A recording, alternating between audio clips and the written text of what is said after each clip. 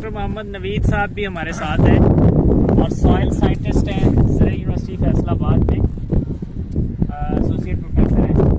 अच्छा डॉक्टर साहब, आप ज़ाहिर है ज़मीन के हवाले से आपकी सारी तहकीक है, आपकी तालीम है, तो आपसे जानना चाहेंगे कि सवाल वही है कि वो जो टम्परेचर यानी दर्जा हरारत ज़्यादा होता है या उसमें जो एकदम तब्दीली आती है, जिस तरह से डॉक्टर साहब ने फरमाया, पौधा जो है वो दबाव का शिकार हो जाता है, स्ट्रेस आ जाता है, या जब हम स्प्रे करते हैं तो उस वक्त भी वो स्ट्रेस में आ जाता है। इन हालात में जो खाद है या जो बायोसल्फर है या और भी फार्मूला कोई आप तजवीज़ करना चाहें, उसकी मदद से किस तरह हम इस मसले से निपट सकते हैं?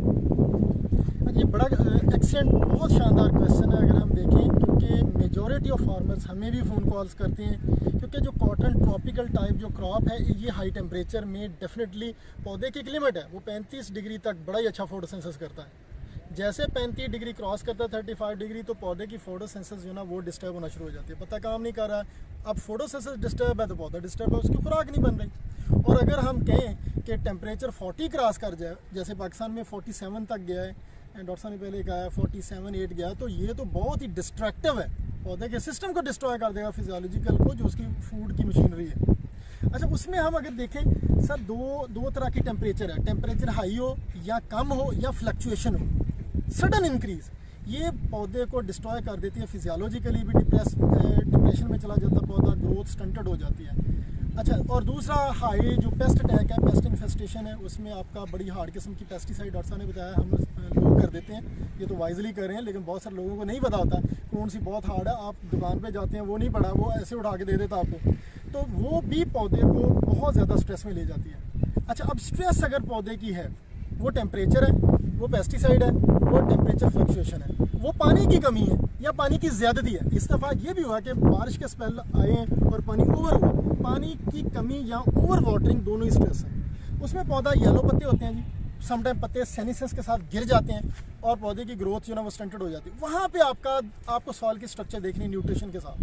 पहली बात, आपका पानी खड़ा नहीं होना चाहिए अगर एक्सेस है। आप ऐसी सॉइल की स्ट्रक्चर इंप्रूवमेंट, बहुत सारे लोग ह्यूमिक एसिड यूज़ करते हैं, हम नहीं रिकमेंड करते क्योंकि हमारी सॉइल पीएच हाई है, ह्यूमिक एसिड किसी भी तरह पाकिस्तानी सॉइल को सूट नहीं करता। वहाँ पे कोई एसुडुलेंट चीज़ चाहिए जो पोरेसिटी इन्हांस करे और पानी का जो पानी ओवर बारिश का कुछ स्पेल वो उसको नीचे ले जाए, उसकी इन्फिल्ट्रेशन बेहतर हो। अगर कमी है तो वो जो इन्फिल्ट्रेशन रेट बेहतर हुआ है वो पानी को होल्ड रखे, कमी भी ओवर भी। अच्छा, उसमें सॉइल की स्ट्रक्चर अब इम्प्रूव करनी है, हमारी ज़मीनों की पीएच चाहिए, एसुडुलेंट बड़ा रोल प्ले करता है, और ह्यूमिक एसिड की बजाय आप बायोसल्फर इस्तेमाल करेंगे। बायोसल्फर की खूबी ये कि ये एलिमेंटल फॉर्म को बायोलॉजिकली सल्फेट फॉर्म में कन्वर्ट कर दिया गया अब, और ये हर सल्फर के मोल के साथ हाइड्रोजन आयन जनरेट हो रहे हैं, और ये लो पीएच या एसिडिटी है, ये हमारी जो जिसकी पीएच बहुत हाई है उसको सूट करती है। तो पाकिस्तानी सॉइल में एसुडुलेंट ज़्यादा सॉइल की स्ट्रक्चर को इम्प्रूव करता है as compare to alkalinizing agent. Humic acid alkalinizing agent है, बायोसल्फर एसुडुलेंट एजेंट है। तो बायोसल्फर को यूज़ करेंगे पानी की स्ट्रेस, और पानी की स्ट्रेस मीन अगर वाटर होल्डिंग कैपेसिटी बेहतर है तो टेम्परेचर भी बेहतर होगा, टेम्परेचर की स्ट्रेस पौधा सेव करेगा, पौधा कोप करेगा अगर आपकी वाटर होल्डिंग कैपेसिटी बेहतर है। तो टेम्परेचर के साथ पेस्टिसाइड की स्ट्रेस है, तो न्यूट्रिशन एक ऐसा कमाल का सोल्यूशन है कि आपकी ग्रोथ वहाँ पे बहुत ही क्रिटिकली देखना है कि पौधे को खुराक है। बहुत सारे फार्मर कहते हैं हम खुराक दे रहे हैं, पौधा रिस्पॉन्ड नहीं कर रहा। पौधा रिस्पॉन्ड नहीं करेगा, खुराक देना इशू नहीं है, पौधे को एब्जॉर्ब करवाना असल इशू है, वो फार्मर कोई नहीं करता।